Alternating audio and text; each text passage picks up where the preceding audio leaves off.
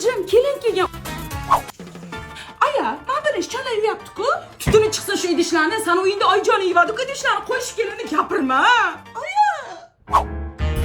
Oyjon, qizim. bitta onamlarnikiga borib kelsam maylimi? Uydagilarimni sog'indim-da.